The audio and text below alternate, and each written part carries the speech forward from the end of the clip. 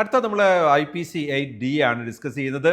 The organisation implements measures for blood and body fluid exposure prevention.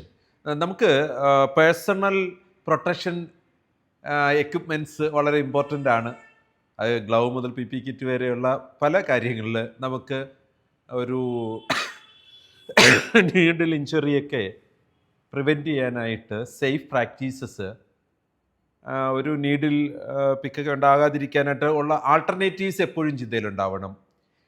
Safety features ഉള്ള രീതിയിൽ വേണം അത് handle ചെയ്യാനായിട്ട്.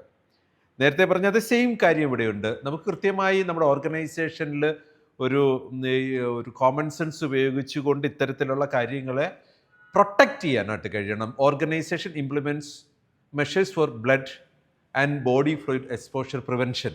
അത് ഒരു കമ്മിറ്റ്മെൻറ്റ് ഒബ്ജക്റ്റീവ് എലമെൻ്റ് ആണ്.